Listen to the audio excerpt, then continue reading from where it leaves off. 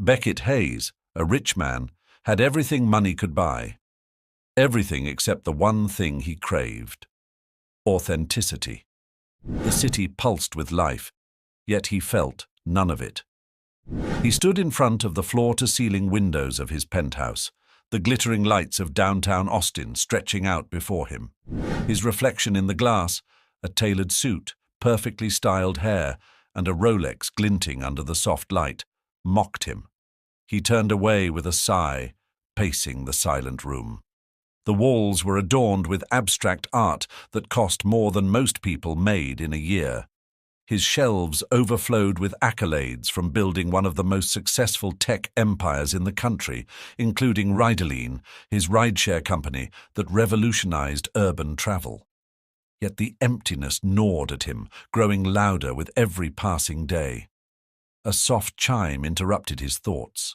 He glanced at his phone, a text from Declan Reed, his best friend since childhood. Declan. "Dinner tonight. Don't tell me you're staring at your city like a brooding billionaire cliché." Beckett smirked but shook his head. Declan's humour never missed. He typed back a quick reply. Beckett. "Brooding might be all I have left." Within seconds, his phone buzzed. Declan. "Then I'm coming over. Hang tight." Beckett didn't bother responding. Declan had a way of barging into his life just when he needed it, and tonight was no exception.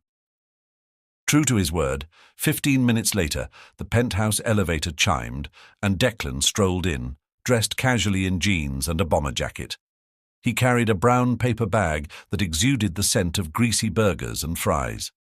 "You need real food, not whatever rabbit food your chef is feeding you," Declan announced, dropping the bag on Beckett's pristine marble counter.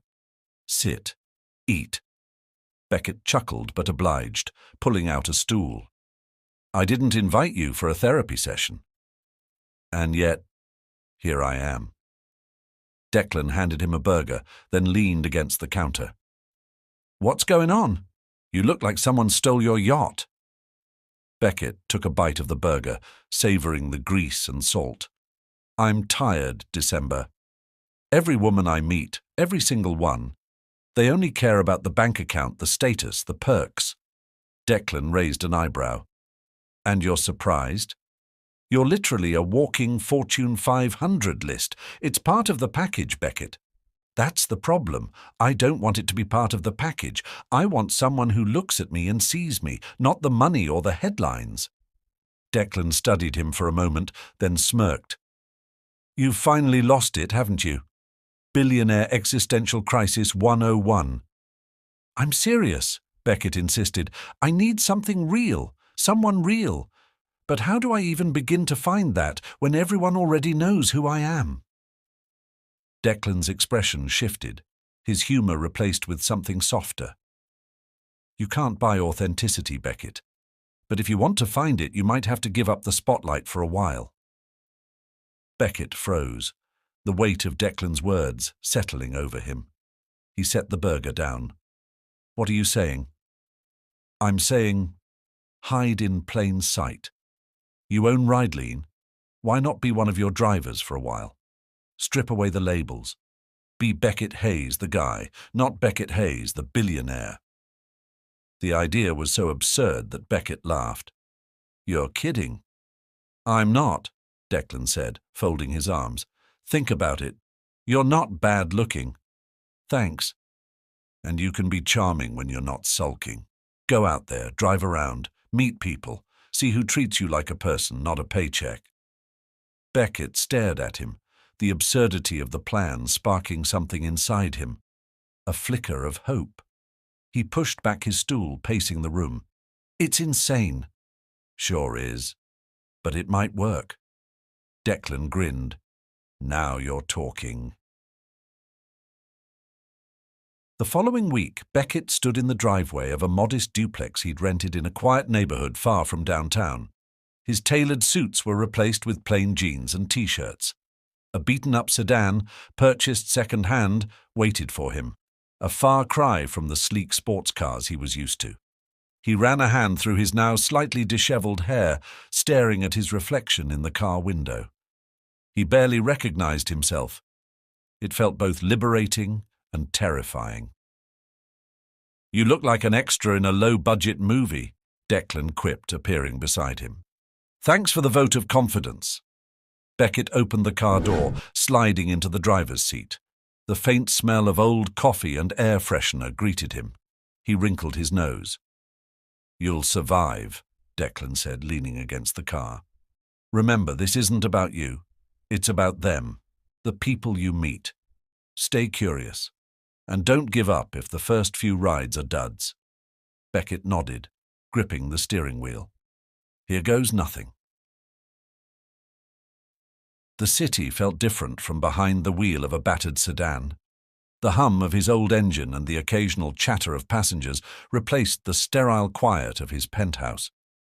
His first day was uneventful, office workers rushing to meetings, college students chatting on their phones, and a couple arguing about directions. But by the second day, something shifted. He picked up a woman in her 30s, dressed impeccably in a designer blazer. Her name was Vivian Cross, and she smelled of expensive perfume. She slid into the back seat with an air of effortless grace. "Busy day?" Beckett asked, keeping his tone casual. Vivian glanced at him in the rearview mirror, a faint smile playing on her lips. "Always. And you?" "Same. Lots of people needing rides." She studied him for a moment, her smile widening. "You have an interesting voice. It doesn't match your car." Beckett chuckled. "What's that supposed to mean?" "It means you seem out of place, like you belong somewhere else." The conversation was light, flirtatious, but it left a strange feeling in Beckett's chest as she exited the car. Declan's words echoed in his mind. "Stay curious." The night ended with a quieter ride. A woman in her late 20s with a tired but peaceful demeanor. She introduced herself as Callie Harper, offering a polite smile as she buckled her seatbelt. "Long day?" Beckett asked. Callie nodded. "Always, but it's worth it." Something about her tone, earnest, unguarded, caught his attention. She wasn't in a rush, wasn't trying to impress. As they drove, she mentioned working at a library and pursuing her teaching degree. She spoke of her son with warmth, and Beckett found himself listening more than speaking. When they reached her destination, she handed him a crumpled $5 bill. "Thank you," she said softly, her smile lingering for a moment before she stepped out. Beckett sat there, staring at the bill. It wasn't much, but it felt more valuable than anything he'd earned in years. For the first time in a long time, he felt something stir. Hope. The next morning, Beckett Hayes sat in his small kitchen, a cup of black coffee in his hands. The room was still and quiet, a stark contrast to the polished chaos of his usual mornings in the penthouse, where assistants and schedules dictated his every move. Now the only sound was the distant hum of traffic and the occasional chirp of birds outside the duplex. It was both unsettling and oddly comforting. He stared at the cracked tile countertop, replaying the past few days in his mind. The faces of passengers flashed before him like fleeting memories, some chatty, some distant, some unremarkable. But two stood out vividly. Vivian Cross, with her sharp gaze and air of mystery, and Callie Harper, whose gentle sincerity lingered in his thoughts longer than he cared to admit. His phone buzzed, breaking the quiet. Declan's name lit up the screen. "Still alive?" Declan's voice carried its usual mix of humor and concern. "Barely," Beckett replied, leaning against the counter. "This is harder than I thought." "I told you it wouldn't be easy. Authenticity comes with effort, my friend. So, who've you met? Anyone worth remembering?" Beckett hesitated, his mind immediately drifting to Callie. "A few. One woman, Callie. She's different." "Different how?" Declan pressed, his tone sharpening. "She's real, kind, doesn't try to be anything she's not. She's refreshing. Declan let out a low whistle. Sounds like someone's caught your attention. It's not like that, Beckett said quickly, though even he wasn't convinced by his words. I don't even know her. She's just someone who doesn't make me feel like a walking wallet. Well, Declan said after a pause, don't screw it up. And don't forget, you're playing a part here. Keep your story straight. Beckett ended the call and sighed, running a hand through his hair. Declan was right. He had to stay focused, stick to the plan. But as he picked up his keys and headed for the car, he couldn't shake the thought of Callie's quiet smile.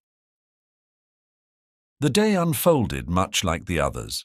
Beckett navigated the streets of Austin, picking up passengers who came and went like scenes in a play.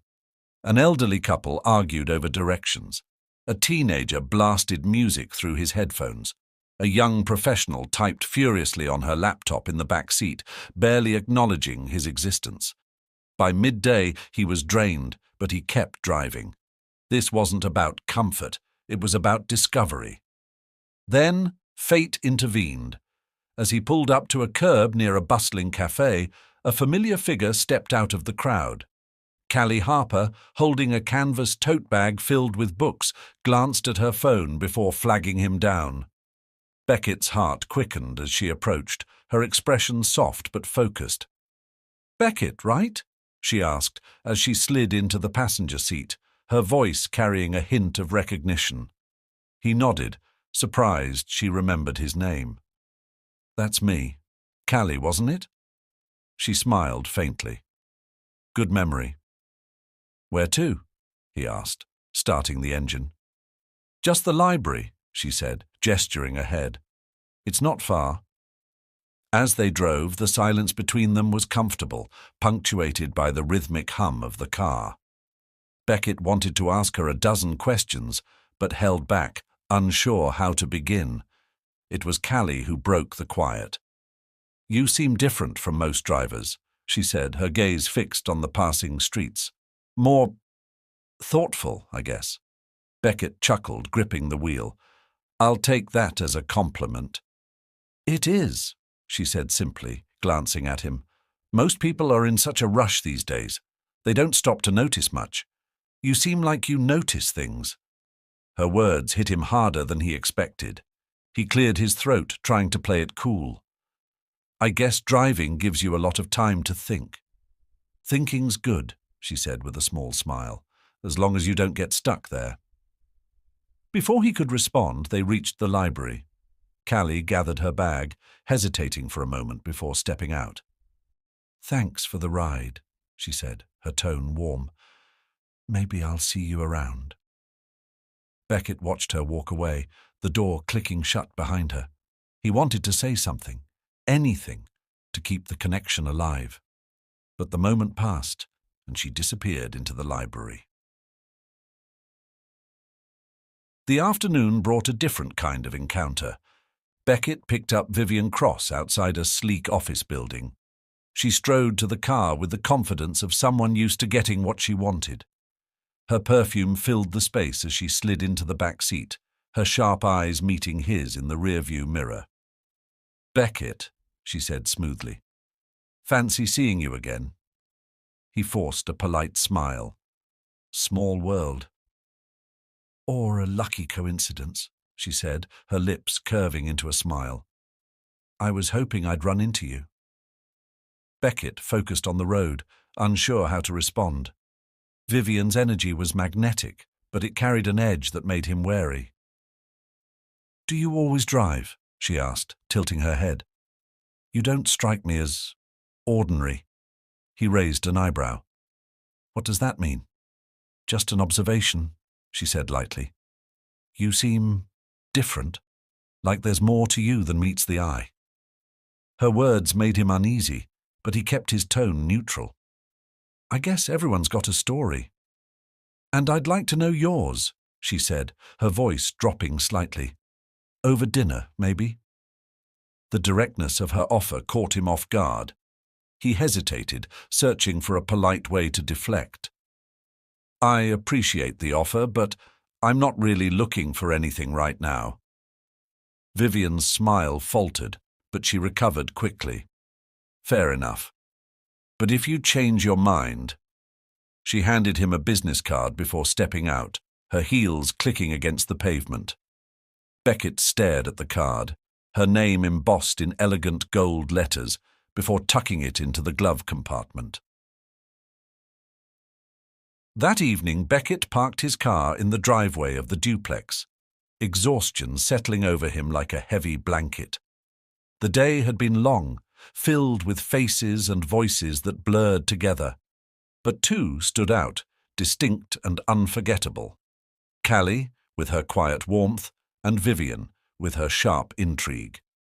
As he sat in the dim light, the weight of his double life pressed down on him. He had set out on this journey to find authenticity, but the lines between his real and fabricated selves were already beginning to blur. For the first time in years, Beckett felt uncertain, and that uncertainty, though unsettling, was strangely exhilarating. The next morning, Beckett Hayes stepped into the same old sedan parked in front of his rented duplex. The engine coughed to life with its usual protest, and the faint scent of yesterday's coffee clung to the air inside. It was a stark contrast to the quiet luxury of his penthouse and the scent of polished leather in his usual car, but today, as with every day in this new life, it reminded him of why he was doing this. He needed real connections, not the curated relationships that came with his status. He pulled out of the driveway and into the flow of Austin's morning traffic, his mind drifting back to the two women he'd met. Vivian Cross, with her unnerving confidence and sharp gaze, had left an impression, but not the kind that settled easily. And Callie Harper, her warmth and honesty lingered in his thoughts, much like the faint scent of books he'd caught from her tote bag. She wasn't trying to be anything but herself, and that authenticity was rare. His phone buzzed in the holder, breaking his reverie. A new ride request lit up the screen. He accepted it, the address leading him toward the more affluent side of the city. The woman waiting at the curb was a blur of power and precision. Vivian Cross, again.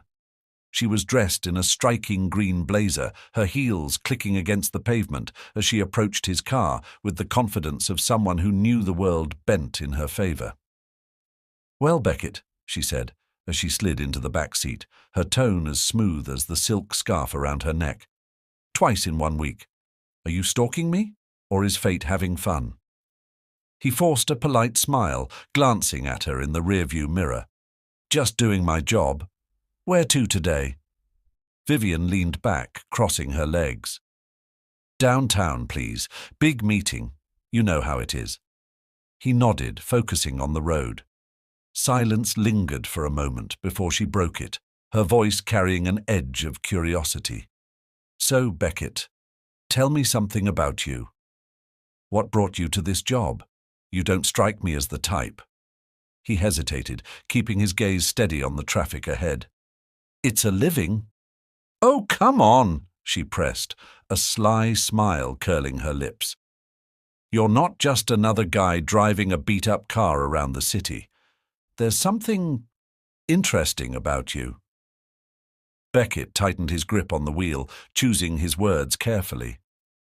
"I like meeting people. Everyone has a story." "And what's yours?" she asked, leaning forward slightly. "You're not going to make me guess, are you?" He met her gaze briefly in the mirror. "Maybe some stories are better left untold." Vivian chuckled, sitting back again. "Mysterious. I like it."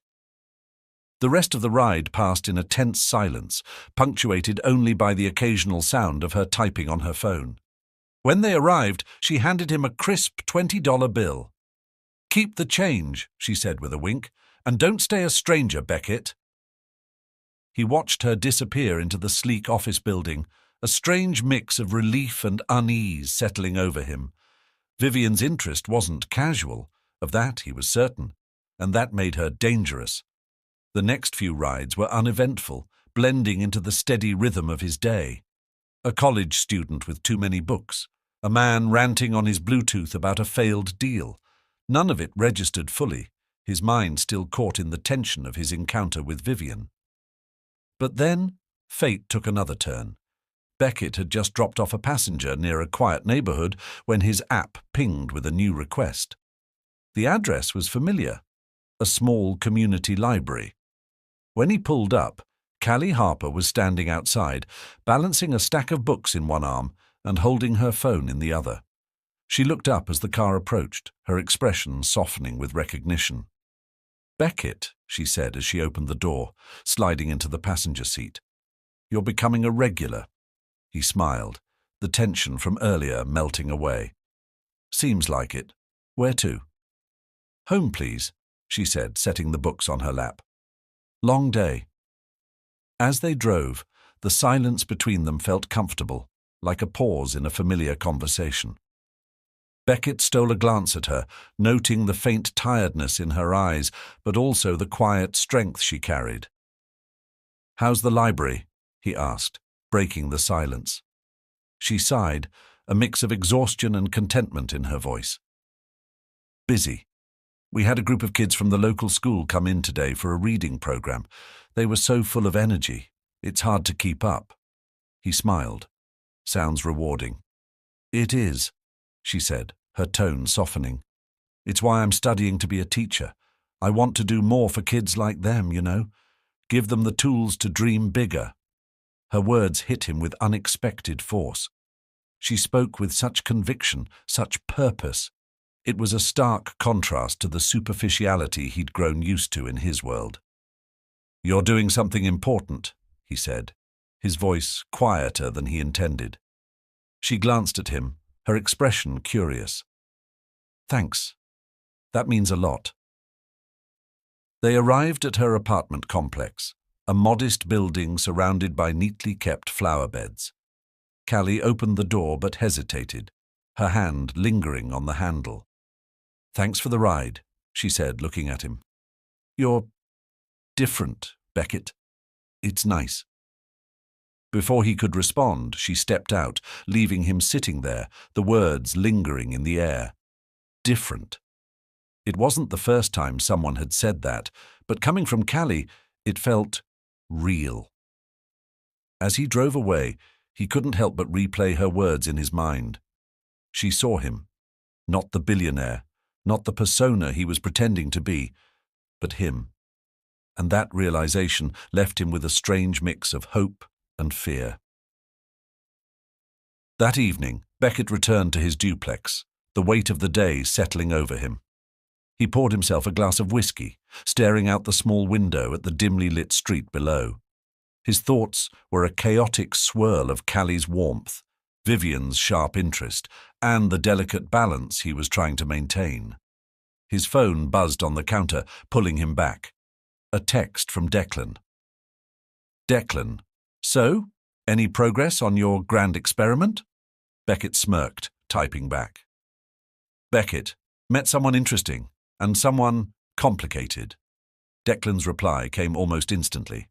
Declan, "Spill, interesting first." Beckett, "Callie, she's grounded, honest, the kind of person who makes you want to be better." Declan, "And complicated?" Beckett, "Vivian, she's trouble, and I think she knows it." Declan, "Sounds like you've got a lot on your plate. Just remember, you're playing with fire. Don't let the lies catch up to you." Beckett set the phone down, Declan's words ringing in his ears. The lies. They were piling up, and he knew it was only a matter of time before they came crashing down. But for now, he pushed the thought aside, letting the flicker of hope Callie had sparked guide him through the uncertainty. Beckett Hayes woke up to the soft hum of life outside his modest duplex, the chatter of neighbors walking their dogs, the distant buzz of lawnmowers, and the occasional laughter of children on bikes. It all felt strangely comforting. He'd grown used to the quiet luxury of his penthouse, but here, in this unpolished corner of Austin, everything felt more alive, more human. He poured himself a cup of coffee and stared out the kitchen window, his mind replaying the events of the previous day. Callie's words still lingered, soft but impactful. "You're different. It's nice." There was no pretense in her voice, no calculation in her eyes. For the first time in years, Beckett felt seen, not as the billionaire, not as a status symbol, but as a person. It was both exhilarating and terrifying. His phone buzzed on the counter, jolting him from his thoughts. Declan, as usual, had impeccable timing. "Morning," Beckett said as he answered. "Morning? It's almost noon." Declan's voice crackled through the line. "What's the plan for today? More rides? More existential musings?" "Something like that," Beckett replied, smirking. "I might focus on the latter." "Let me guess," Declan teased. "You're thinking about her again?" Beckett didn't respond right away. He didn't have to. Declan knew him too well. "I knew it," Declan exclaimed. "It's Callie, isn't it? What is it about her? Is she drop-dead gorgeous? Mysterious? A secret spy, maybe?" "She's genuine," Beckett said after a pause. "She doesn't try to be anything she's not, and in my world that's rare." Declan let out a low whistle. "Sounds serious. Just don't forget the part where you're lying to her." The words hit Beckett like a splash of cold water. He knew Declan was right. Every ride, every interaction was another layer of deception, and yet he couldn't bring himself to stop. "Thanks for the reminder," Beckett said dryly. "Any time," Declan replied. "Now get out there and find out if this Callie is worth the trouble." Beckett ended the call, grabbed his keys, and headed for the car. The day ahead felt like a blank slate, filled with possibilities and dangers. By mid-afternoon, Beckett had picked up half a dozen passengers, each one a fleeting presence in the back seat. A college professor engrossed in grading papers, a tourist snapping photos through the window, a mother calming a crying toddler. Their stories passed through his car like waves, leaving faint ripples behind.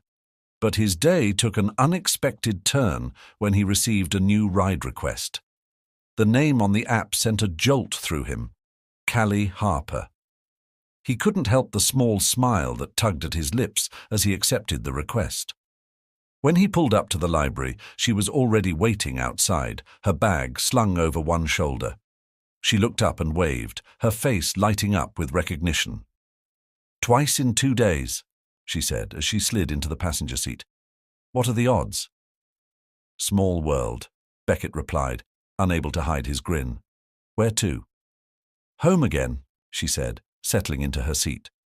"Long day, as usual." As they drove, Callie let out a soft sigh, leaning her head against the window. Beckett glanced at her, sensing something was weighing on her mind. "Tough day?" he asked gently. She hesitated before nodding. "One of the kids at the library, Marcus, he's struggling. He's only 8, but he can barely read. His parents are working 2 jobs each, and he's just slipping through the cracks." Her voice broke slightly, and she looked away, embarrassed. "Sorry, you probably don't want to hear about this." "Why wouldn't I?" Beckett said, his tone sincere. "It sounds like it matters to you." "It does," she admitted. "But sometimes it feels like no matter what I do, it's never enough." Her vulnerability caught him off guard. In his world, people rarely spoke from the heart. Everything was polished, rehearsed. But Callie was raw and unfiltered, and it struck a chord deep within him. "You're making a difference," he said quietly. "Even if it doesn't feel like it." She turned to him, her eyes soft but searching. "You really believe that?" "I do," he said, meeting her gaze. "You're doing something most people wouldn't even try. That takes courage." Her lips curved into a small smile. "Thanks, Beckett. That means a lot." For a moment the car was filled with a comfortable silence, the kind that didn't need to be filled with words. Beckett felt something shift between them, a connection, fragile but undeniable. When they reached her apartment, Callie hesitated before getting out. "Hey," she said, her hand lingering on the door handle. "Would you like to come in? Just for a coffee or something?" Beckett's heart skipped a beat. The invitation was unexpected, but the warmth in her voice made it impossible to refuse. "Sure," he said, trying to keep his tone casual. Inside, her apartment was modest but cozy, filled with the faint scent of lavender and the soft hum of a fan in the corner. A stack of children's books sat on the coffee table, and a drawing, presumably by her son, was pinned to the fridge. "This is nice," Beckett said, taking it all in. "Thanks," Callie said, handing him a mug of coffee. "It's not much, but it's home." He took a sip, the warmth of the coffee matching the atmosphere of the room. "It suits you." She laughed softly. "You mean chaotic and a little rough around the edges?" "No," he said, his voice earnest. "I mean, it feels real." Her laughter faded, replaced by a quiet smile. "That's probably the best compliment I've ever gotten." Before he could respond, the sound of a door opening caught his attention. A young boy, no older than 8, peeked around the corner, his eyes wide with curiosity. "Beckett, this is my son, Noah," Callie said, her tone warm. Noah stepped forward hesitantly, clutching a small toy truck. "Hi." "Hi, Noah," Beckett said, crouching slightly to meet his gaze. "That's a cool truck you've got there." Noah's face lit up, and he held the truck out proudly. "It's my favorite. It's super fast." Beckett smiled, feeling a pang of something he couldn't quite name. This wasn't the world he was used to, this small, unpolished life, but in that moment it felt like something he'd been missing all along. As he left later that evening, Beckett couldn't shake the image of Callie and Noah from his mind. They were a glimpse into a life he'd never considered, a life built on connection rather than ambition. And for the first time, he wondered if his search for authenticity wasn't just about finding someone else, but about finding himself. The next morning, Beckett Hayes found himself driving the city streets with a sense of restlessness he couldn't shake. The faces of passengers blurred together, an endless stream of hurried strangers, and yet his thoughts kept circling back to the warm, chaotic little world he'd glimpsed inside Callie Harper's apartment.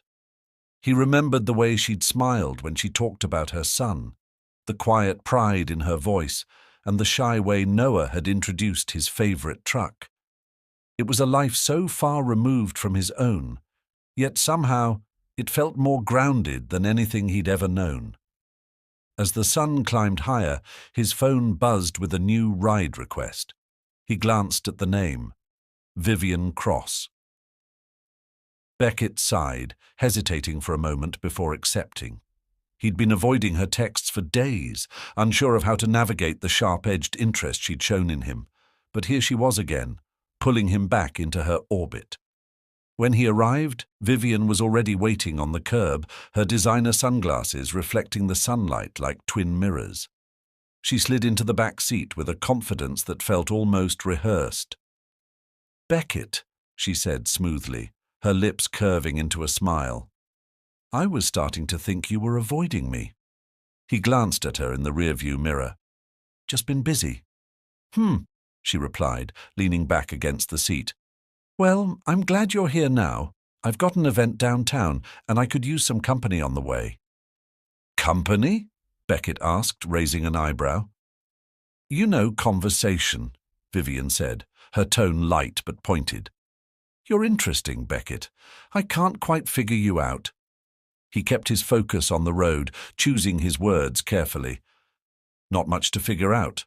I'm just a guy trying to make a living." Vivian chuckled, the sound low and calculated.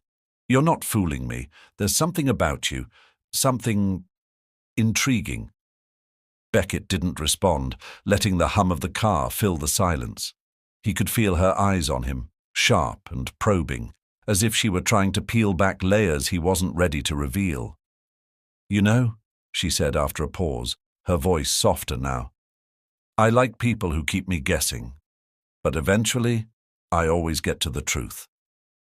Beckett tightened his grip on the wheel, his jaw clenching slightly. Vivian's words felt less like a statement and more like a challenge, a reminder that his carefully constructed facade was a fragile thing, easily shattered. They arrived at her destination, a sleek, modern gallery bustling with well-dressed patrons. Vivian leaned forward before stepping out, her hand resting briefly on his shoulder. "Don't be a stranger," she said, her voice carrying a hint of something unspoken. Then, with a final glance, she disappeared into the crowd. Beckett exhaled, running a hand through his hair. Vivian Cross was a complication he didn't need, but one he couldn't seem to avoid. That evening, Beckett found himself driving through a quieter part of the city, the setting sun casting long shadows over the streets. His mind wandered as he drove, the weight of his dual life pressing heavier than ever. Just as he considered calling it a day, his phone buzzed with another ride request. The name on the app made his chest tighten. Callie Harper. He couldn't suppress the small smile that spread across his face as he accepted the ride. Moments later, he pulled up outside the library, where Callie was waiting with Noah by her side. The boy clutched a backpack nearly as big as he was, his face lighting up when he saw Beckett's car. "Hi, Beckett," Noah said excitedly as he climbed into the back seat. "Hey, Noah," Beckett replied, his tone warm. "How's it going?" "Good. Guess what? I got a gold star at school today." Noah held up a sticker as if it were the most valuable thing in the world. "That's awesome," Beckett said, glancing at Callie, who was smiling softly. "Your mum must be proud." "She is," Noah said, nodding enthusiastically. "She said I get to pick what we have for dinner." "Oh, really?" "What's the plan?" Beckett asked, genuinely curious. "Mac and cheese," Noah declared, his voice triumphant. Callie laughed, shaking her head. "Every time. He's nothing if not consistent." As they drove, the conversation flowed easily, the warmth between them filling the car like a quiet hum. Beckett found himself smiling more than he had in weeks, the tension from earlier melting away with every passing mile. When they reached their destination, Noah hesitated before getting out. "Are you coming in, Beckett?" he asked, his eyes wide with hope. "Noah," Callie said gently, her cheeks flushing slightly. "Beckett's busy. He probably has more rides to do." Beckett hesitated, torn between his responsibilities and the invitation in Noah's eyes. But before he could respond, the boy gave him a shy wave and followed his mum toward the apartment. Beckett sat in the car for a long moment, the sound of their laughter fading as they disappeared inside. There was something about the two of them, something that felt like a lifeline in a world that often felt cold and hollow. And it scared him. Later that night, Beckett parked outside his duplex, the weight of the day pressing down on him. He leaned back in his seat, staring up at the night sky through the windshield. His phone buzzed on the console, and he picked it up to see a message from Declan. "Declan. How's the adventure? Found your fairy tale ending yet?" Beckett stared at the message for a long time before typing a reply. "Beckett. It's not a fairy tale, it's complicated." The response came almost immediately. Declan. "Complicated is code for I'm falling for someone but don't want to admit it." Beckett chuckled softly, shaking his head. Declan wasn't wrong, but falling for Callie was dangerous. She didn't know who he really was, and the truth felt like a ticking time bomb. As he sat there, the image of Callie's smile and Noah's laughter replayed in his mind, mingling with the memory of Vivian's sharp gaze and probing questions. His world was growing more tangled by the day, and he wasn't sure how much longer he could keep it all from unraveling. But one thing was certain. This path he'd chosen was no longer just an experiment. It was becoming something far more real and far more risky. The next morning, Beckett Hayes awoke to a sense of unease that seemed to settle into the pit of his stomach. His thoughts from the previous night lingered like a persistent shadow, refusing to fade. Callie Harper and her son Noah had begun to feel like more than just another part of this strange, self-imposed journey. They felt important. But the growing connection also brought with it a dangerous weight. How long could he keep up the pretense? The sharp chirp of his phone pulled him from his thoughts. He glanced at the screen to see a message from Fiona, his younger sister. Fiona, coffee today? I need to see you're still alive after going AWOL. Beckett stared at the message for a moment, debating whether to respond. Fiona wasn't just his sister. She was his fiercest protector, the one who always saw through his defenses. If anyone could sense that something was off, it was her. But avoiding her would only make things worse. Beckett, noon, usual spot. The reply came almost instantly. Fiona, don't be late and wear something that doesn't scream billionaire playing dress-up. Beckett couldn't help but chuckle despite himself. Fiona never minced words, and that was both her charm and her challenge. At exactly noon, Beckett walked into the small cafe nestled in the heart of downtown Austin. Fiona was already waiting at a table by the window, her sharp green eyes scanning the room like a hawk. She spotted him immediately and raised an eyebrow. "Well, look who decided to show up," she said as he approached. "And you even followed my wardrobe advice. Miracles do happen." Beckett smirked, pulling out a chair across from her. "Good to see you too, Fiona." She studied him closely, her expression softening slightly. "You look tired." "Thanks," he replied dryly. "Just the confidence boost I needed." "I'm serious," she said, leaning forward. "You've been off lately. What's going on?" Beckett hesitated, choosing his words carefully. Fiona had a way of cutting through his walls, and he wasn't ready to reveal everything. Not yet. "Just taking a step back," he said finally, "trying to figure out what's next." Fiona tilted her head, skepticism flickering in her eyes. "And you're doing that by hiding out in some rented shoebox and driving strangers around in a car that looks like it barely survived the last decade?" Beckett blinked, caught off guard. "How did you—" "I have my ways," she interrupted, a sly smile tugging at her lips. "You forget. I'm better at digging than you are at hiding." He sighed, rubbing the back of his neck. "It's not what it looks like." "Then what is it?" Fiona pressed. "Because from where I'm sitting it looks like you're running from something, or someone." Beckett didn't respond right away, his mind racing. He could feel her gaze boring into him, demanding answers. But how could he explain this experiment without sounding completely insane? "I just needed a break," he said finally. "From everything. The expectations, the spotlight, the fake smiles, all of it." Fiona's expression softened, but only slightly. "And driving strangers around Austin is your grand solution?" "Maybe," Beckett said, his voice firmer now. "It's honest work, and it's giving me a chance to see people, real people, for who they are." Fiona studied him for a long moment, her sharp gaze unreadable. Finally, she leaned back in her chair, crossing her arms. "All right," she said, "I'll play along. But if this little experiment of yours blows up in your face, don't say I didn't warn you." Beckett smiled faintly. Noted.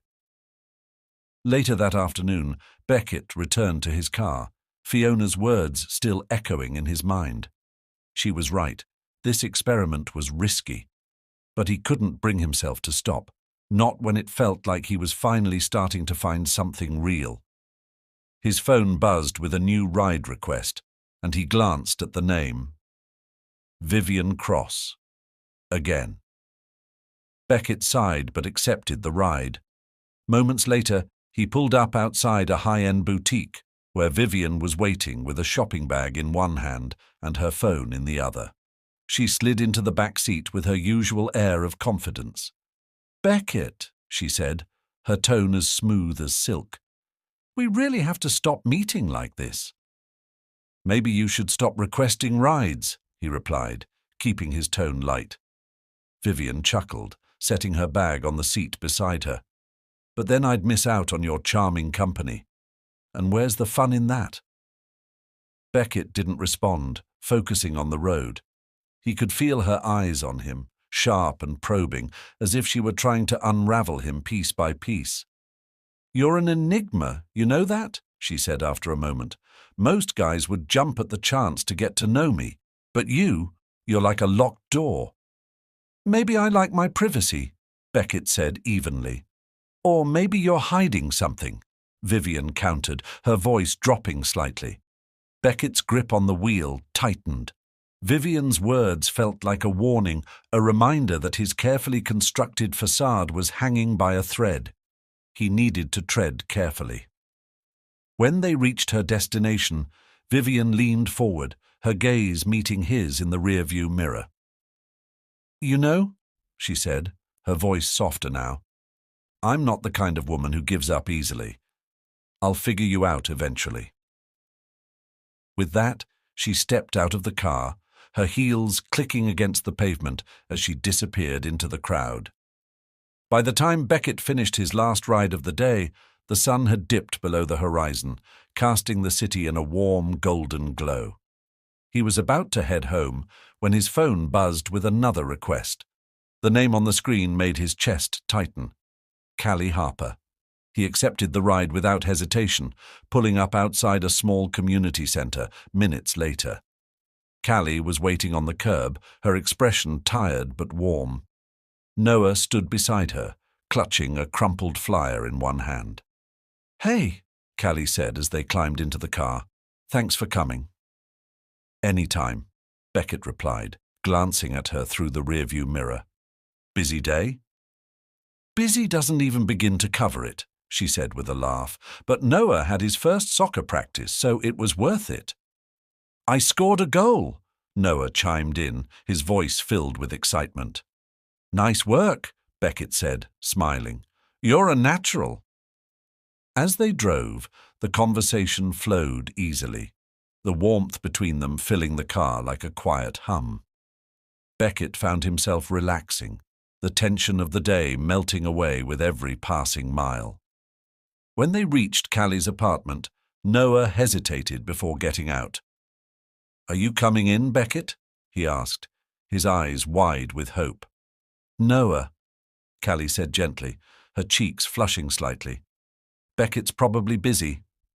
Beckett hesitated, torn between his responsibilities and the pull he felt toward Callie and her son. But before he could respond, Noah gave him a shy wave and followed his mum toward the apartment.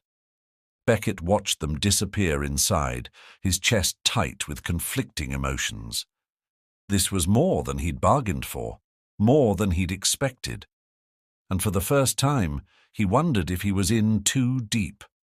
The sun dipped below the Austin skyline, painting the city in hues of gold and crimson.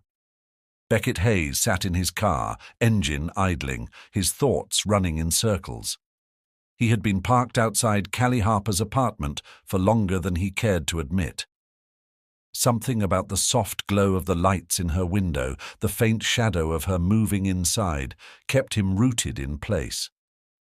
It wasn't obsession, at least that's what he told himself, it was curiosity. She was the one person who made him feel like Beckett Hayes the man, not the billionaire. But curiosity had a dangerous edge. The deeper he waded into this self-imposed experiment, the more entangled he became. And the more entangled he became, the harder it would be to explain the truth. With a sigh, he shifted the car into gear and drove off, the pull of Callie's world tugging at him, even as he tried to distance himself. He didn't get far before his phone buzzed, a name flashing across the screen. Declan. Beckett swiped to answer, holding the phone to his ear. What now? Hello to you too, Declan said, his tone laced with amusement. I was just checking in to make sure you haven't spiraled into some existential crisis. Not yet, Beckett replied, his voice tight. But thanks for the concern. Let me guess, Declan said. This has to do with your girl next door situation. Beckett frowned. She's not...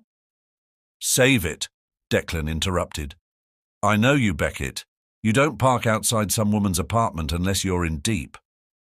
Beckett fell silent, gripping the steering wheel as he pulled into the parking lot of his duplex. Declan's words cut too close to the truth. Listen, Declan continued, his voice softening. I get it. She's different. And that's great. But you're walking a fine line here. You've got to be careful. I know, Beckett said quietly. Do you? Declan pressed. Because from where I'm standing, it looks like you're getting way too comfortable in this lie of yours. Beckett closed his eyes, the weight of Declan's words settling heavily on him. I'll handle it. You'd better, Declan said, before it handles you. The next day, Beckett was back on the road, his car weaving through the bustling streets of Austin. His rides blurred together, faces and voices that came and went, none of them lingering. His mind, however, remained preoccupied with two people, Callie and Vivian. It didn't take long for one of them to resurface. Vivian Cross appeared in his back seat for the third time that week, her presence as sharp and deliberate as ever. She greeted him with a knowing smile, her gaze flicking to his reflection in the rearview mirror. Beckett, she said smoothly, you really are becoming a habit. You could always stop requesting rides, he replied, his tone light but guarded. Now, where's the fun in that? She teased, crossing her legs. Besides, I like our little chats. Beckett didn't respond, keeping his focus on the road. But Vivian was nothing, if not persistent. So, she said after a moment, have you figured out what you're hiding yet? His hands tightened on the wheel. I'm not hiding anything. She chuckled softly, the sound low and knowing. You're not a very good liar, Beckett, but that's okay. I like a challenge. Before he could respond, she leaned forward slightly, her voice dropping to a near whisper. You know, I have a knack for finding things out. It's part of what makes me so good at what I do. And what is it you think you'll find? He asked, keeping his tone neutral. Vivian smiled, her gaze steady. That's the fun part. I get to find out. The rest of the ride passed in tense silence, the air between them heavy with unspoken implications. When they reached her destination, Vivian handed him a crisp $20 bill, her fingers brushing his as she leaned in slightly. See you soon, Beckett, she said, her voice laced with promise. As she disappeared into the building, Beckett sat in the car, his jaw tight. Vivian was playing a dangerous game, and he couldn't shake the feeling that she was getting too close to the truth. That evening, Beckett found himself driving toward the library. It wasn't a conscious decision. It was instinct, a pull he couldn't resist. When he arrived, the familiar sight of Callie Harper standing outside sent a wave of relief through him. She was holding Noah's hand, the two of them laughing about something as they waited. As Beckett pulled up, Callie's face lit up with a smile that made his chest tighten. Hey, Beckett, she said, as she and Noah climbed into the car. You're becoming a regular. Can't stay away, he joked, glancing at her through the rearview mirror. As they drove, the conversation flowed easily, the warmth between them a stark contrast to the tension he'd felt earlier with Vivian. Noah chattered excitedly about his day, his laughter filling the car like sunlight breaking through clouds. Beckett, Noah said suddenly, his tone serious. Do you play soccer? Beckett chuckled. I used to. Why? Because I need more people on my team, Noah said, his voice earnest. Mom's not very good. Hey, Callie protested, laughing. I'm plenty good. No, you're not, Noah said matter-of-factly, making Beckett laugh. Well, I guess I could give it a shot, Beckett said, smiling at the boy. But only if your mum promises not to bench me. No promises, Callie said, her eyes sparkling with mischief. When they arrived at Callie's apartment, Noah hesitated before getting out. Are you coming in? He asked, his eyes wide with hope. Beckett glanced at Callie, who shrugged, her cheeks tinged with pink. Only if you want to. He hesitated for a moment before nodding. Sure. Inside, the apartment was just as he remembered, modest but warm, filled with the quiet hum of life. Noah immediately ran to grab his soccer ball while Callie moved to the kitchen, her movements quick and efficient. Thanks for humoring him, she said, handing Beckett a glass of water. He doesn't usually take to people this quickly. Beckett shrugged, his gaze soft. He's a good kid, easy to like. Callie smiled, the warmth in her eyes making his chest tighten. You're not so bad yourself. Before he could respond, Noah came running back, his soccer ball clutched tightly in his hands. Let's play, he declared, his excitement infectious. And for the first time in a long time, Beckett found himself laughing, really laughing, as he kicked the ball around the small living room with Noah. It was messy and chaotic, but it was real, and in that moment, it felt like the most honest thing he'd ever done. As the evening wore on and the laughter faded into quiet conversation, Beckett couldn't help but wonder, how much longer could he keep this up? How much longer before the truth came crashing down? And when it did, would Callie and Noah still see him the same way? The warm glow of Callie's apartment lingered in Beckett Hayes's mind as he drove home that night. For a brief moment, he had felt what it was like to be part of something genuine, a life untouched by the expectations and pressures of wealth and status. But that fleeting comfort came with an edge of guilt. Callie and Noah didn't know the truth about him, and every moment he spent with them deepened the web of lies he'd spun around himself. The headlights of his car cast long shadows on the walls of his rented duplex as he pulled into the driveway. He sat there for a moment, gripping the steering wheel, as Vivian's sharp gaze and knowing words echoed in his head. I'll figure you out eventually. With a sigh, he stepped out of the car, the weight of the day pressing down on him. But as he approached the door, a figure stepped out of the shadows, startling him. Fiona, he said, his voice a mix of confusion and irritation. What are you doing here? His sister crossed her arms, her expression a blend of exasperation and concern. What am I doing here? What are you doing here, Beckett? Living like this, driving a beat-up car and pretending to be, what, a regular guy? He froze, his mind scrambling for a response. Fiona didn't give him the chance. I hired a private investigator, she said bluntly. You've been dodging my questions for weeks, so I decided to get answers myself. Damn it, Fiona, Beckett muttered, running a hand through his hair. You had no right. No right, she snapped, her voice rising. I'm your sister, Beckett. I have every right to be worried when you disappear without an explanation. I didn't disappear, he said defensively. I'm right here. In this charade? Fiona gestured to the duplex and the car parked in the driveway. What are you even trying to prove? It's not about proving anything, Beckett said, his tone hardening. I'm trying to figure out who I am, who I want to be. Fiona's expression softened, but only slightly. And lying to everyone around you is the way to do that. He flinched at her words, the truth in them cutting deeper than he cared to admit. It's not like that. Then what is it? She pressed, stepping closer. Because from where I'm standing, it looks like you're setting yourself up to hurt a lot of people. including yourself. Beckett exhaled, his shoulders sagging. I met someone, he admitted quietly. Someone different. Fiona's eyes widened slightly. Different how? She doesn't know who I am, he said.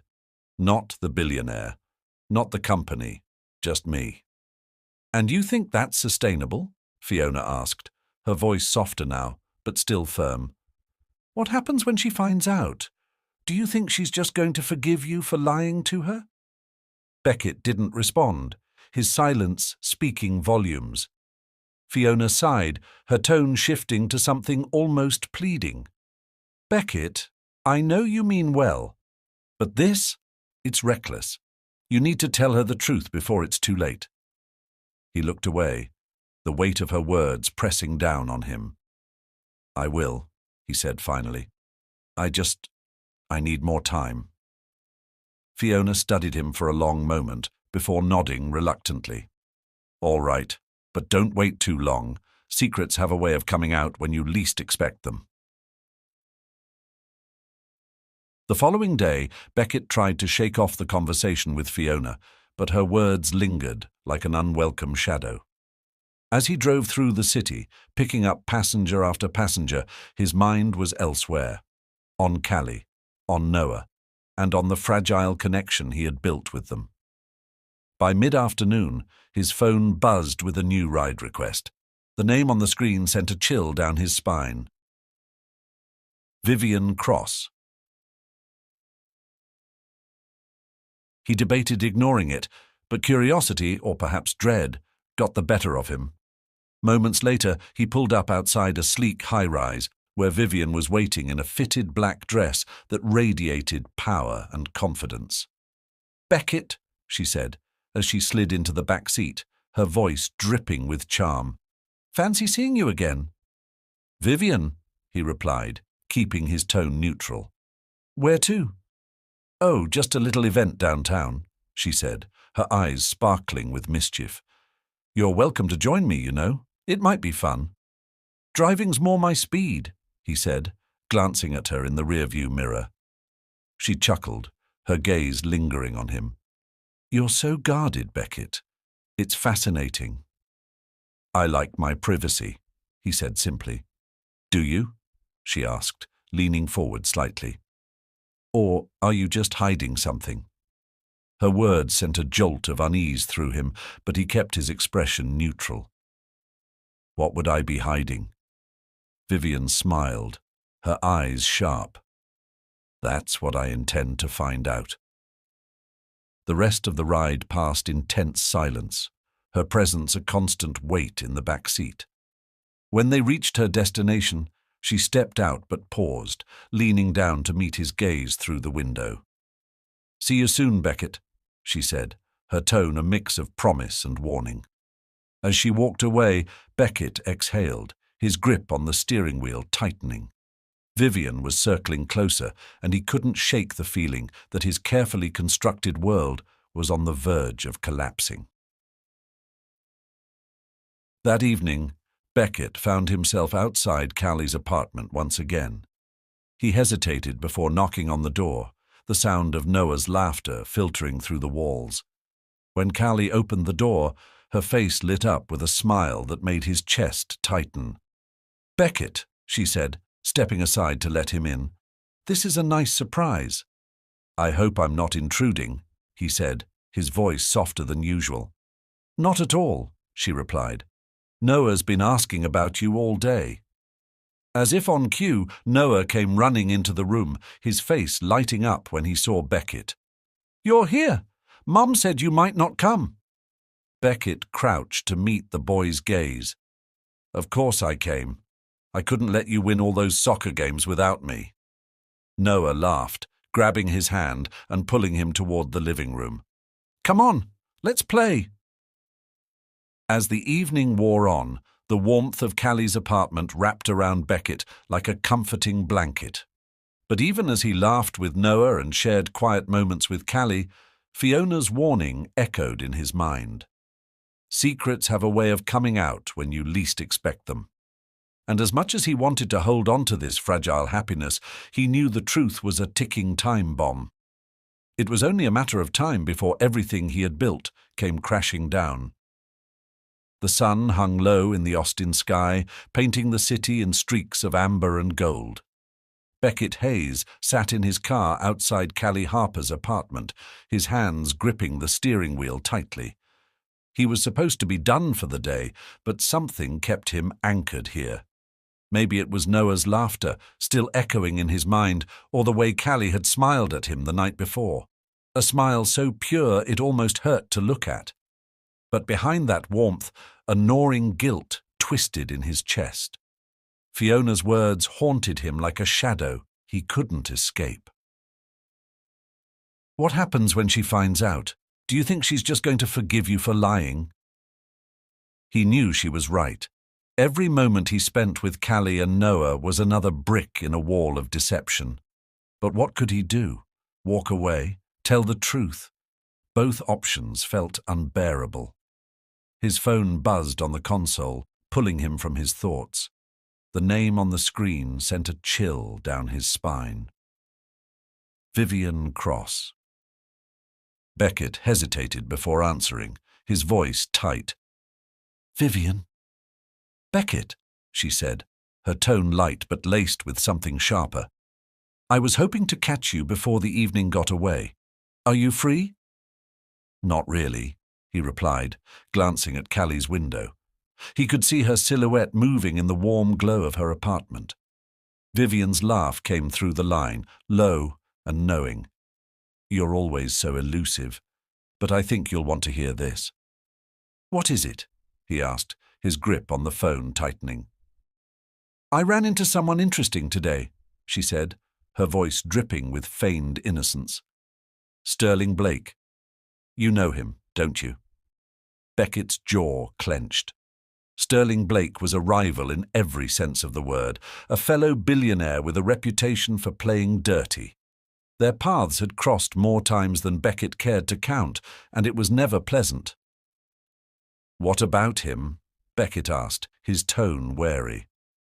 Well, Vivian said, drawing out the word, he seems to think you've been hiding something. And let's just say I'm very good at connecting dots. Beckett's heart raced. What are you getting at, Vivian? She paused, letting the silence stretch before speaking again, her voice low and deliberate. Let's meet. Tonight. I have a feeling we could help each other. I'm not interested, Beckett said firmly, but his words lacked conviction. Oh, Beckett, she said with a soft laugh. You will be. The line went dead, leaving Beckett staring at his phone, his chest tight with unease. Vivian's games were getting more dangerous, and Sterling's involvement only complicated things further. He couldn't afford to let them unravel everything he'd worked so hard to build. Not just his company, but the fragile connection he'd found with Callie and Noah. With a heavy sigh, he started the car and drove off, his thoughts a chaotic tangle of fear and determination. Later that evening, Beckett found himself sitting in the dim light of a quiet bar. Vivian had insisted on the meeting, and while every instinct told him to stay away, he knew ignoring her would only make things worse. She arrived in a flurry of confidence, her heels clicking against the floor as she approached his table.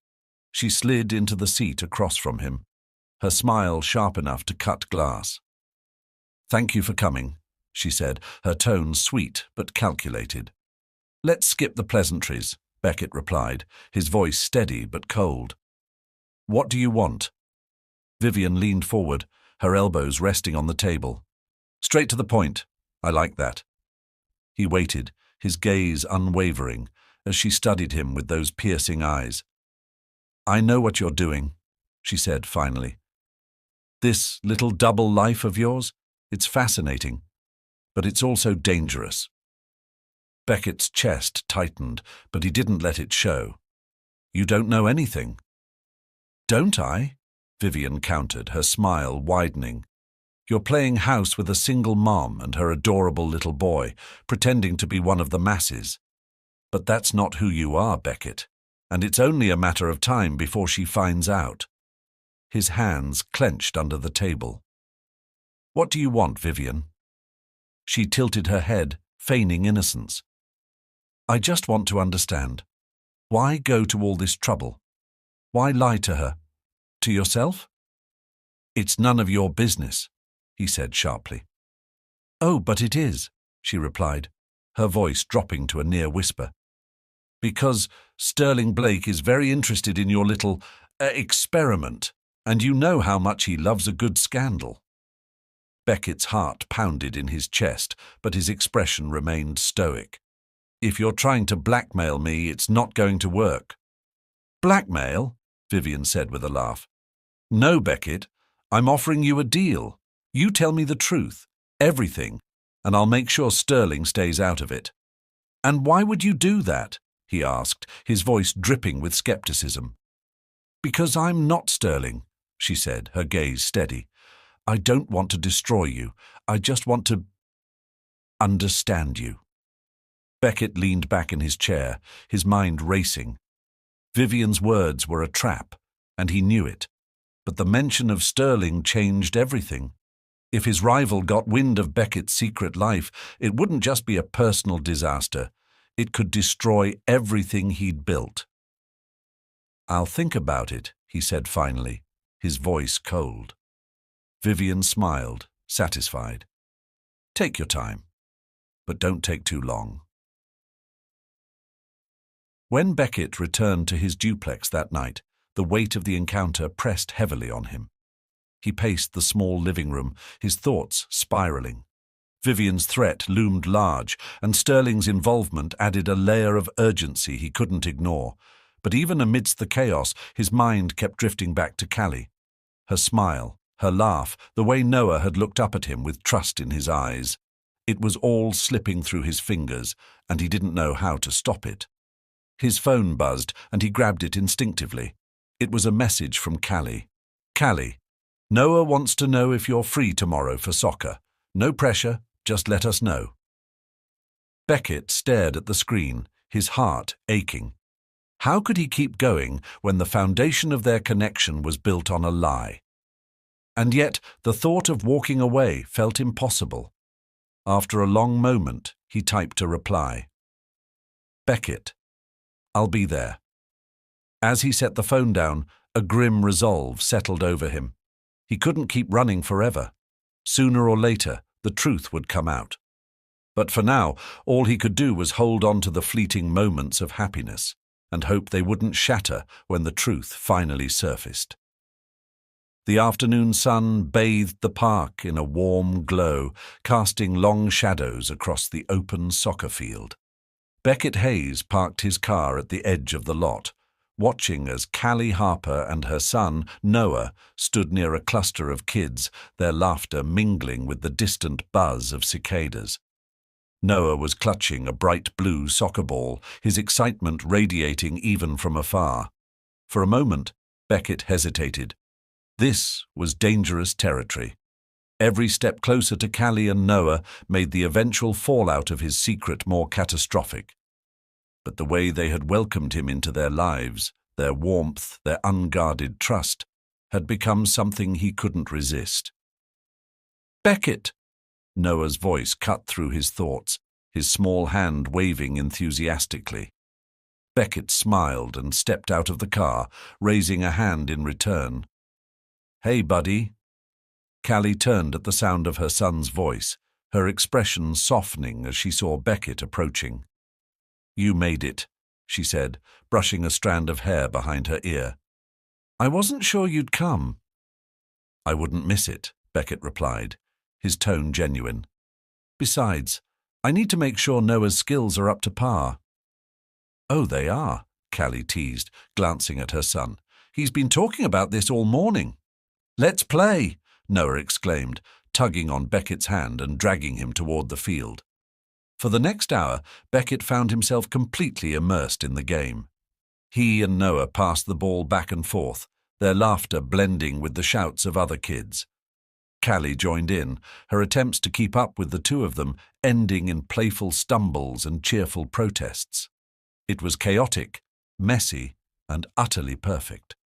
But as the sun dipped lower, painting the sky in shades of orange and pink, Beckett felt the weight of his double life pressing down on him again. This wasn't just fun anymore. This was something real, and the thought of losing it terrified him. "Thanks for coming," Callie said as they gathered their things. Her cheeks were flushed from running, her smile brighter than the setting sun. "It means a lot to Noah, to both of us."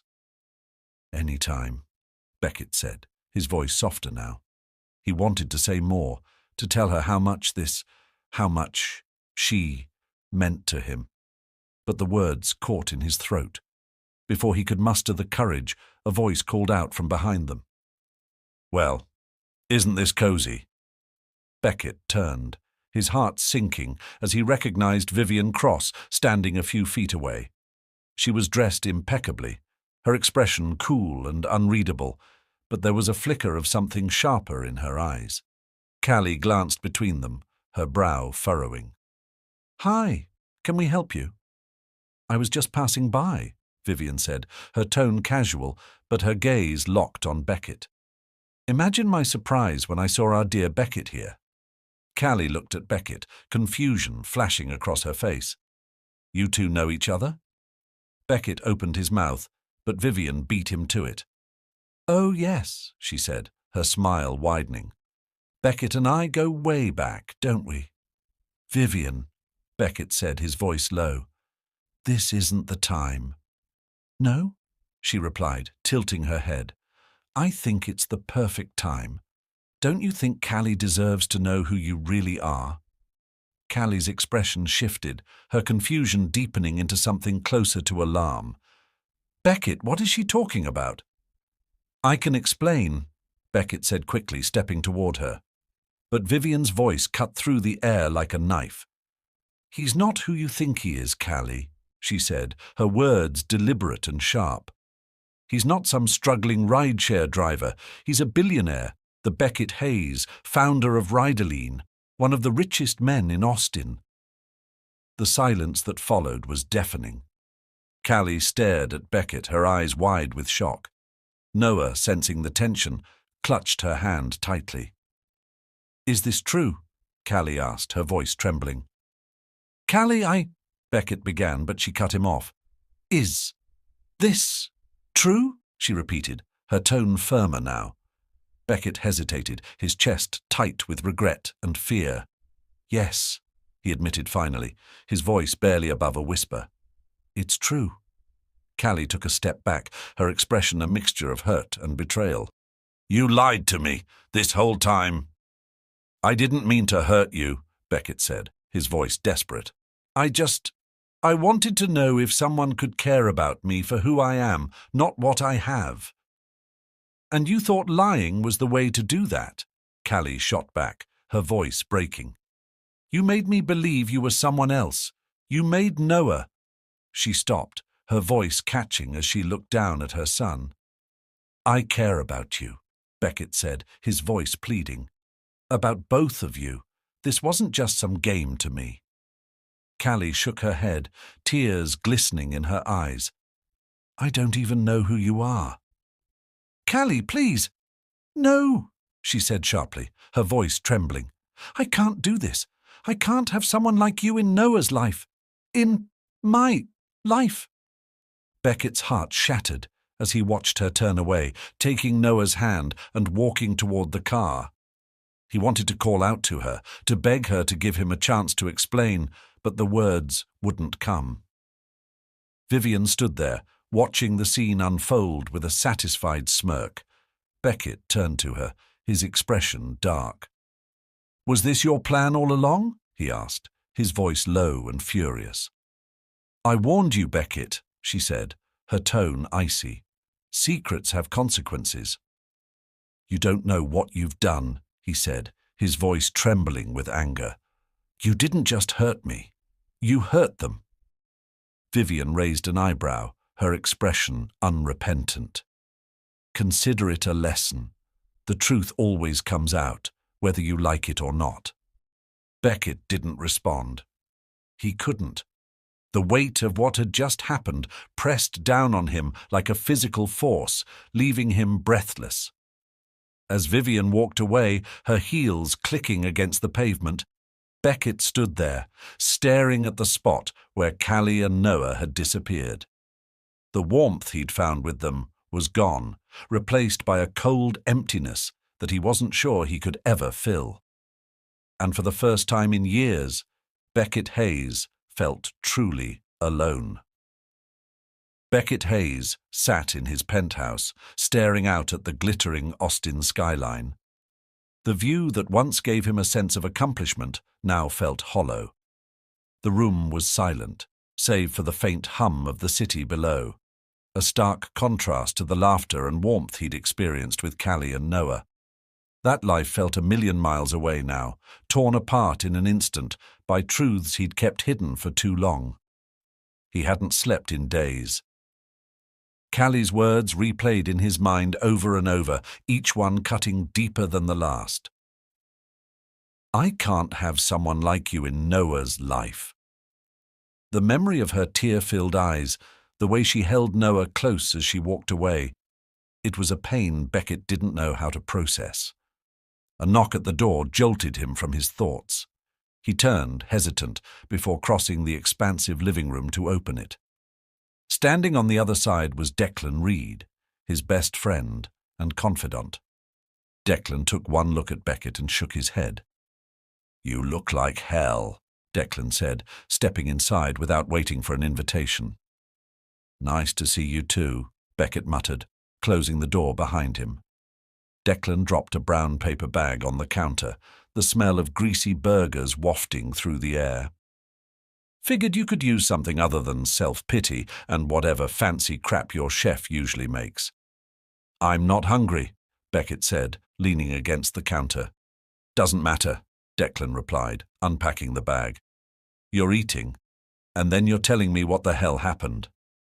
Beckett sighed, running a hand through his disheveled hair. Vivian happened. Declan froze, a fry halfway to his mouth. What did she do? She exposed everything, Beckett said, his voice heavy. Right in front of Callie. Told her who I really am. Damn, Declan muttered, setting the fry down. And Callie? She walked away, Beckett said, his voice breaking slightly. Said she didn't know who I was, that she couldn't have someone like me in Noah's life. Declan leaned back, his expression softening. Man, I'm sorry. I know how much they mean to you. They were the first people to make me feel real, Beckett said quietly. And I ruined it. Declan was silent for a moment, then crossed his arms. So, what are you going to do about it? Beckett looked up, confusion flashing in his tired eyes. What do you mean? I mean, are you going to sit here and mope, or are you going to fix it? Declan said, his tone firm. Because if you think Callie and Noah are worth it, and I know you do, you'd better fight for them. Beckett stared at him, the weight of his friend's words sinking in. What if it's too late? It's only too late if you give up, Declan said. But if you want them back, you've got to be honest about everything. No more games, no more lies. Just the truth. The truth. The word felt heavy, but Beckett knew Declan was right. If he had any hope of mending what he'd broken, he couldn't hold back any more.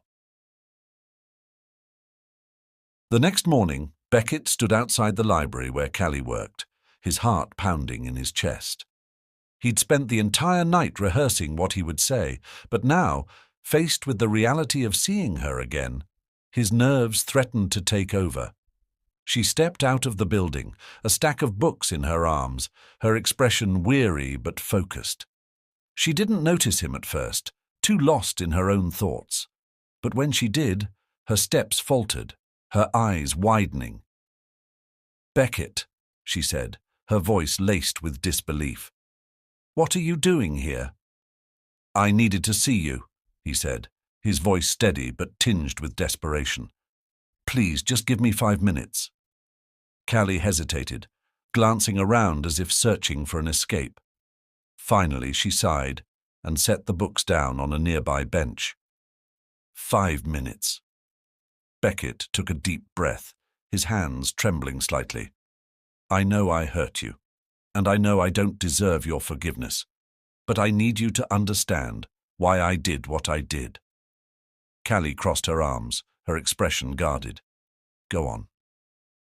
I've spent most of my life surrounded by people who only see my money, my status, Beckett said. I was tired of it. I wanted to know what it felt like to be seen for who I am, not what I have. So I came up with this ridiculous plan to live a normal life, to meet people who didn't know who I was. And you thought lying to me was the way to do that? Callie asked, her voice trembling with anger. I didn't plan on meeting you, Beckett said quickly, or Noah, and I definitely didn't plan on falling for you. But you, both of you changed everything. Callie's eyes softened for a brief moment before she shook her head. You lied, Beckett. Every conversation we had, every moment we shared, it was all built on a lie. I know, he said, his voice breaking, and I hate myself for it. But I swear, the way I feel about you and Noah, that's real. It always has been. She looked away, her arms tightening around herself. How can I trust you? You can't, he admitted. Not yet. But I'm willing to do whatever it takes to earn that trust back. Just tell me what I can do. Callie was silent for a long moment, her expression unreadable.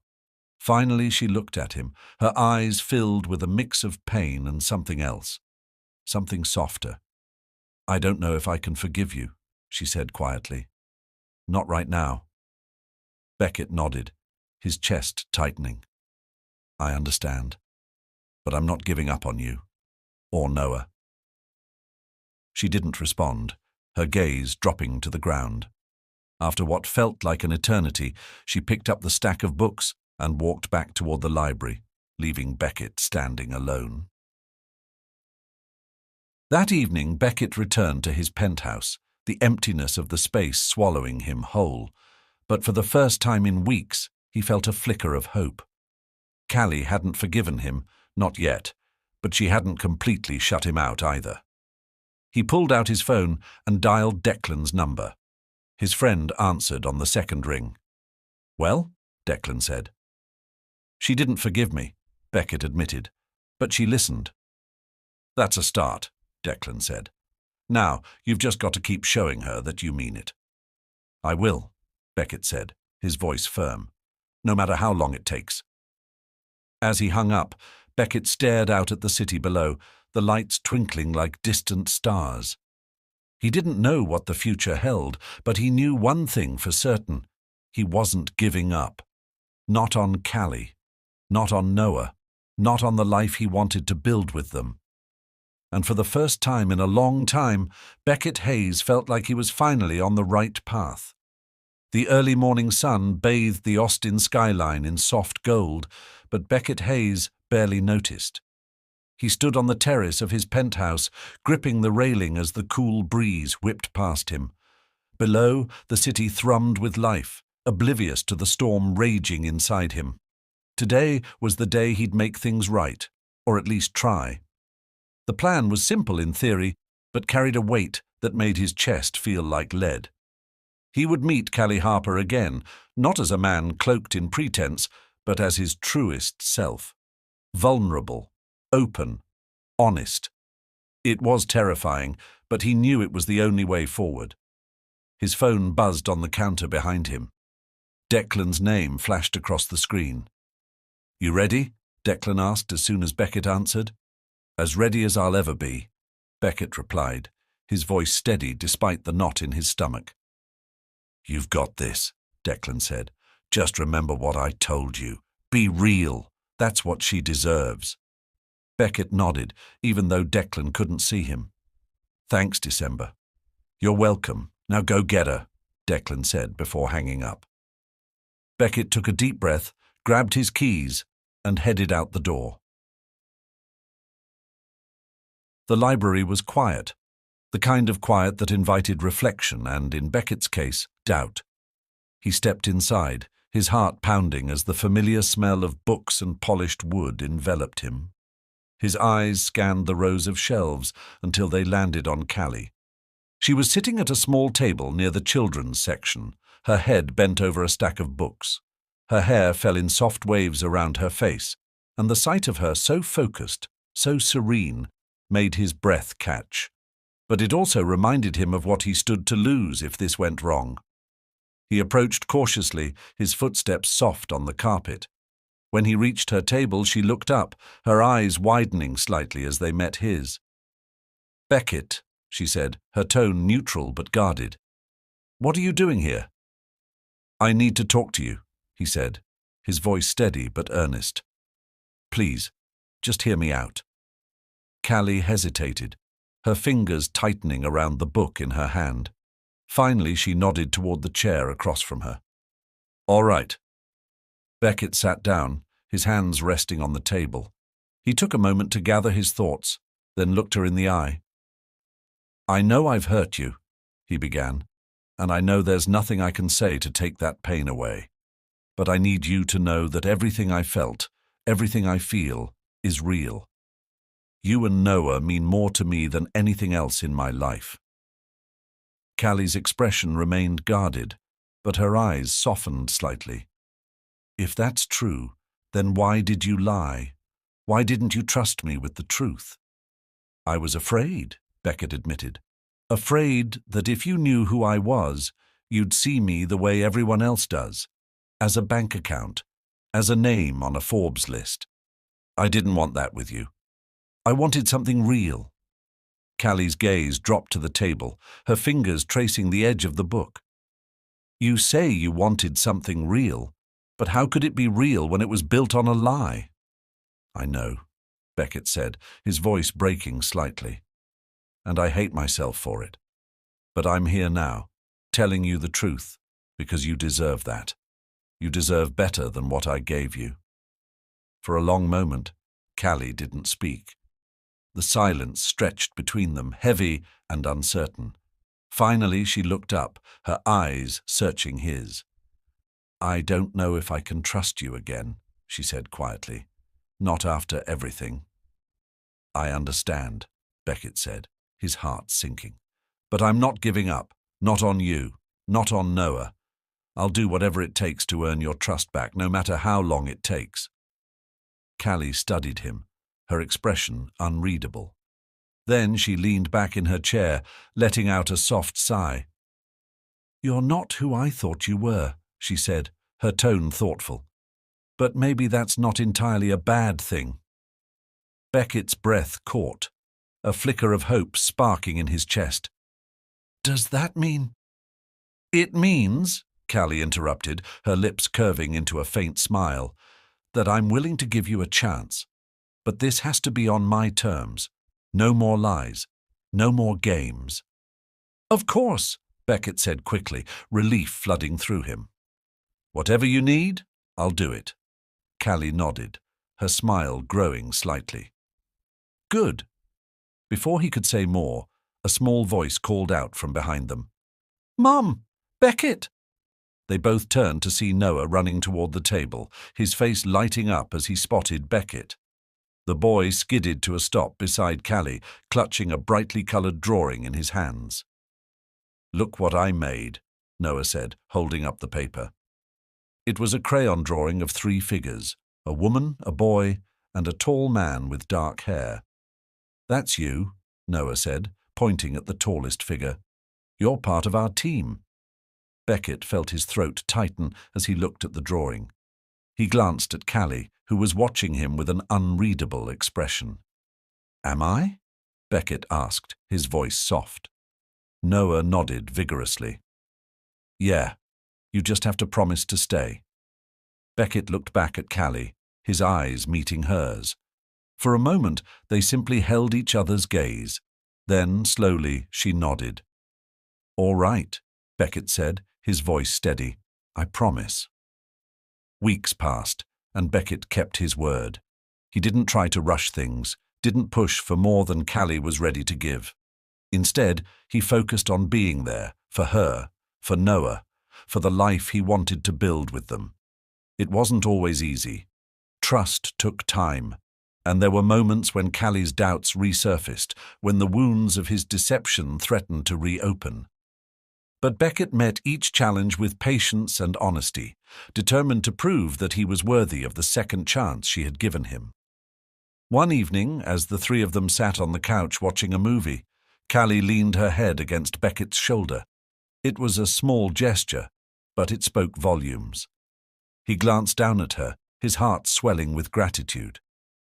"Thank you," he said softly. "For what?" she asked, her voice drowsy. "For believing in me," he replied. "For giving me this chance." Callie smiled, her eyes drifting shut. "Don't waste it." "I won't," Beckett promised, his voice steady. As the credits rolled and Noah dozed off beside them, Beckett allowed himself a moment of quiet reflection.